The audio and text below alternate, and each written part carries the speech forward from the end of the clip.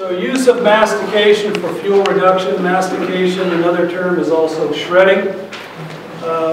So folks who have even small parcels or large acreage, mastication can still be used, and there's different size equipment to address the type of vegetation, the height, size, and slope requirement. So these are some of the limitations that we face when we're working with masticating equipment. So maximum slopes 35 degrees, we have pushed it to 40. Rock outcroppings, which are severe to the cutting tools on the brushing head. And then the access, we must be able to get equipment to the site. So some of the equipment we have is quite large, which requires lowboy transport. So some of these small mountain roads are difficult to have the radius as such to get in big equipment. Oftentimes it requires us to track the equipment down the road for a while.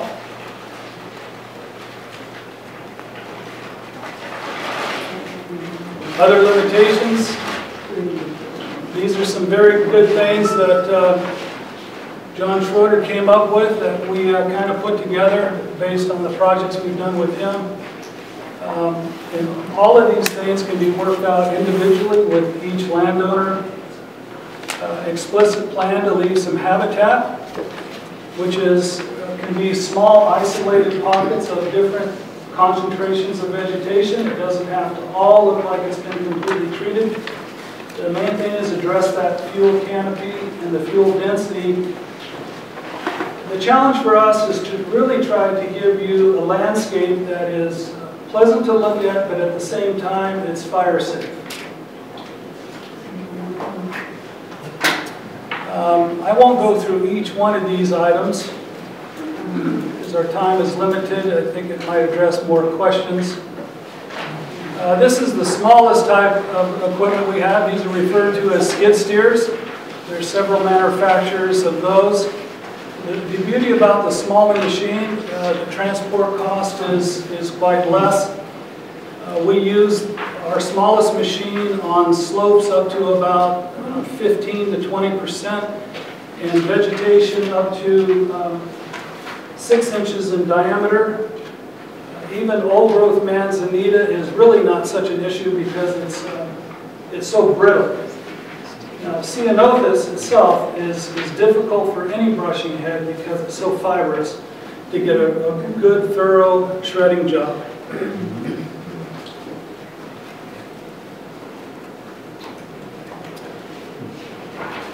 This is referred to as an excavator. The beauty about this machine is it does not have to travel every square inch of the land. It has the capability of reaching out 25 feet on each side.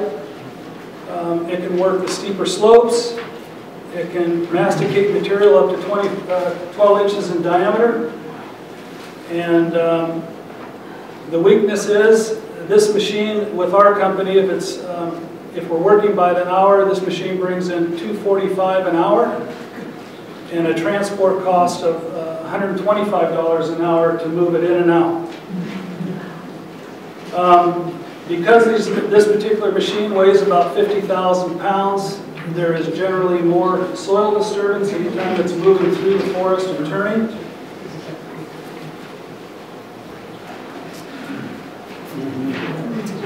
This is one type of mastication head that is used. This is referred to as a disc. We don't use this particular head. This particular machine right here, the beauty about this head is it's primarily designed for greater production. It does not have the capability to do a finer shred and leave you more of a park-like look. It tends to, in ceanothus, it tends to masticate it down so far and then just kind of whips it around. So visually it's not quite as clean, but if you had large acreage where there's portions of it that you're trying to keep your costs down for treatment, you could simply offset some of those costs by using a machine that is more production oriented, but the end result is different.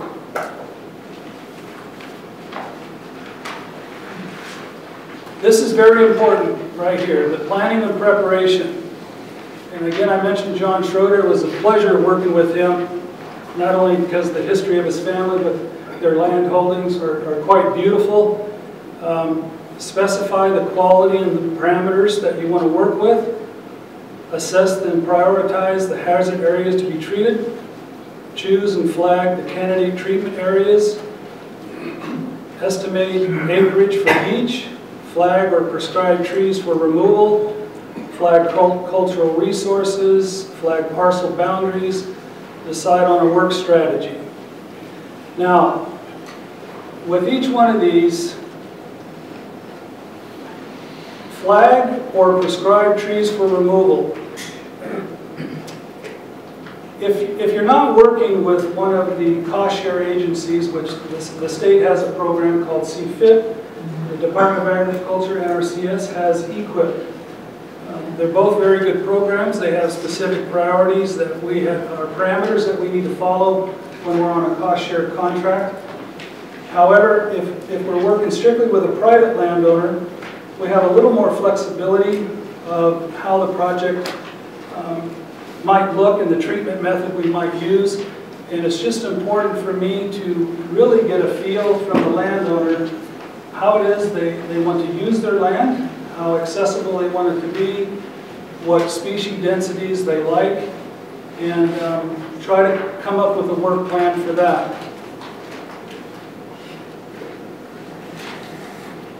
Now it gets down to cost as a function of areas treatable per hour or day.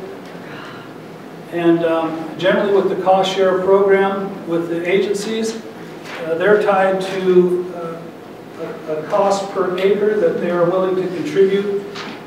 And other specialty jobs, we simply work by the hour. And so here you can see the vegetation type and load, old growth manzanita, steep ground that's somewhat rocky. Our production is going to be way off as if it was flat ground, good soil, fairly consistent vegetation types. So, and then based on that vegetation type, I have to decide what best fit is our equipment for that, the terrain and the slopes, and how much rock we're going to encounter. Yes, sir? With ideal conditions, per hour, what would you say the acreage might be? That's a good question.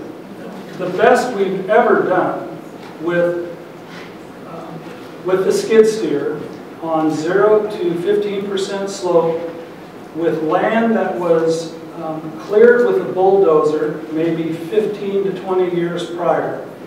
We all see pieces of land like that where the vegetation type is quite even. The best we've done is 3 to 4 acres a day in that. Okay? Right. Now, the worst we've done is a ½ acre a day. So that would be in areas where it is steep. We're working in a forest type where we're taking out more than 300 stems per acre, but you're trying to protect those conifers that you're masticating between, so your production rate falls way down. It's much more critical. You have to be more careful, and it's very time consuming. When you're masticating trees up to 10 and 12 inches in diameter, not only falling that tree with the machine, but then masticating that entire stem into a finer mulch, it's time consuming, and that drives up your cost. And our jobs have gone from as much as $700 to $1,800 per acre, and the cost per hour $200 to $245.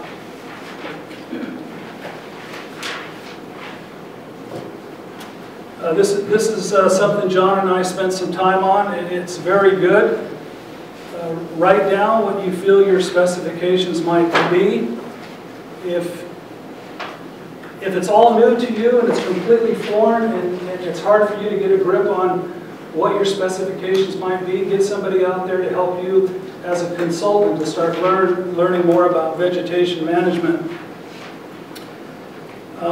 Get your list of contractors, visit and evaluate previous jobs for each contractor.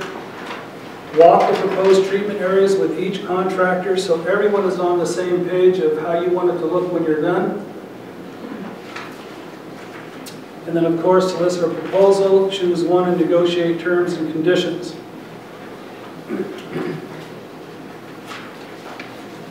And these would be the things that you're going to want to include. Now, let's see. In terms and conditions, what is not here is you want to select a contractor who carries liability insurance for your property, for property damage. And the minimum coverage for that is, most contractors carry $1 million coverage. However, to work for various agencies, that has now been bumped to $2 million. You want to be listed as initially insured. You want to see certificates of insurance and also the workers' comp certificates of insurance for any of their employees. If anyone comes onto that piece of property under that contractor working on your land and he does not have certificates for workers' comp, you are liable in the event of a serious injury to that person on your land. Okay?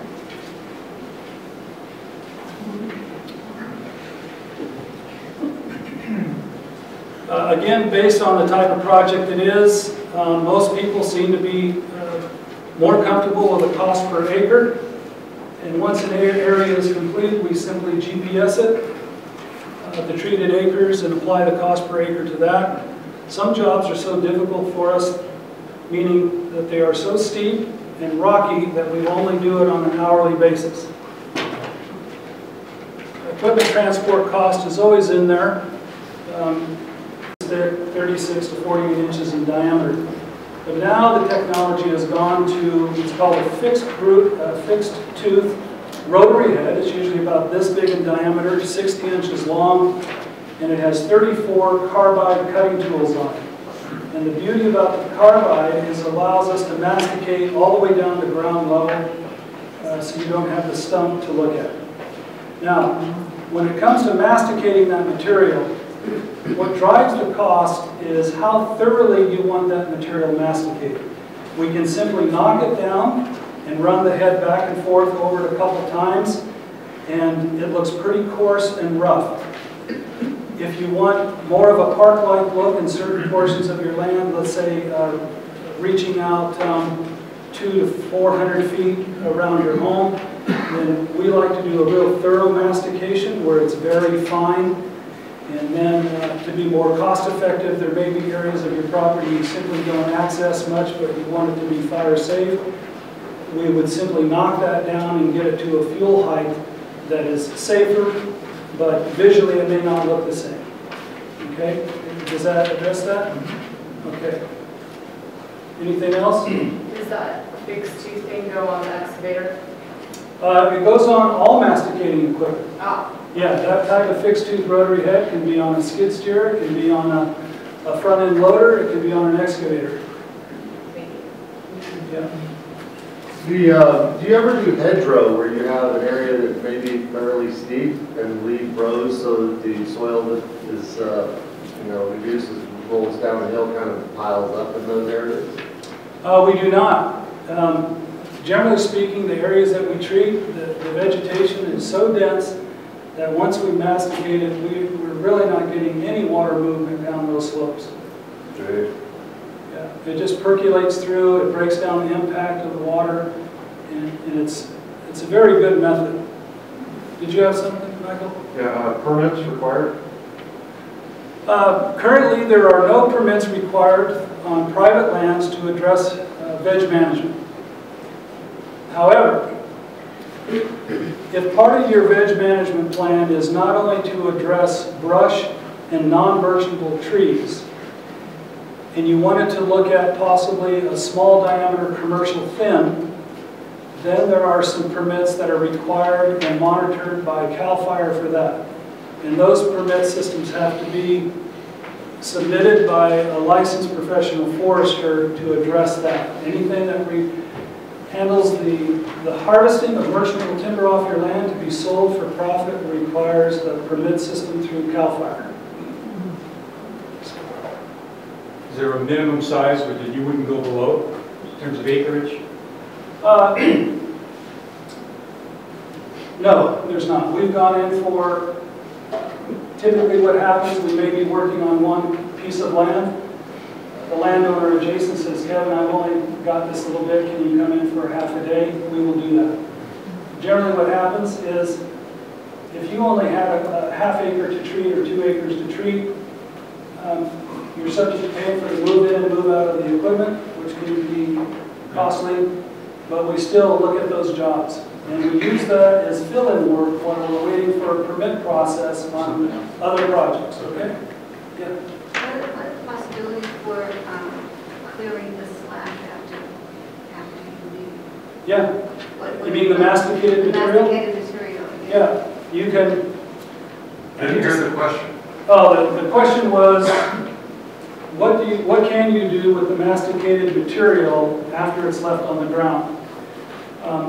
Generally, it's just simply left there to break down. Now, again, in old growth manzanita and ceanothus and such, that bed of material can actually be quite deep. So you could come in with a small tractor that has like a brush rake on the front of it, and you can gather some of that material into piles that are more manageable to burn than if you try to burn it in its natural state in piles, okay? So you can do follow-up work. You know, you don't have to, no. Can you take large live oak trees, say, that are very close to dwellings? Mm-hmm. You can take those, masticate those down. They're huge with limbs that extend over buildings and so forth. Yeah, up within the diameter range that we can masticate. Yeah, 3 of our brushing heads have a door that opens and closes in front of the cutting tools. So in the closed position, it holds all that material within the head and it does not throw it out. So we can work right adjacent to a dwelling. How does that work though, when the tree starts coming down and it has dwellings around it? How does that work? Well, in some cases, we have to bring in our cutters, our fallers, and we will rig those trees. If something is of danger of reaching your house, we would come in first and climb and rig and pull that material away from your house. And then if it's suitable for firewood, we would simply masticate all the small diameter material and leave the larger material for you to process in the firewood. But it's all doable. Okay. Mm-hmm. Thank you. Yeah. Anything else? Oh, let me address, there is a thing that comes up a lot with private landowners, and that is trying to maintain their privacy around their cabins. The thing to remember is that our forest landscape does look very different than it did 100 years ago. So what we perceive as being natural is really very different. But with that said, we all have our cabins situated in a place where some of us like to have the density around our cabin and not be able to see the neighbors. You have to learn to compromise with that. So the challenge for us is when we look at a site, how can we give you that privacy when we masticate? And it's as simple as standing on the deck with you in the areas that you generally hang out at your cabins. In the heavy use area around your cabins, we will look at where the next cabin is and try to figure out if we can leave patches or islands of higher size class to give you that privacy, but maybe around the back side of it, we masticate it even more thoroughly to give you some more fire protection. So there's some things that you can do when you're out there to try to maintain your privacy and your screen at your homes. And but I really think the days are over that we have this density near our homes anymore that we like. It's changing. So you kind of have to adjust with that. So, yeah. Okay, and one last thing. Guy Anderson, if we have, what am I doing for time? Oh, we're done, if you're done. I just wanted to address one more time.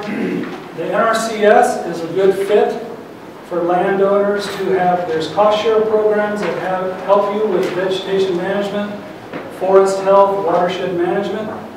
CFIP, which is a state program, Guy Anderson oversees a lot of those projects. You can go to their websites and look at the application process for that.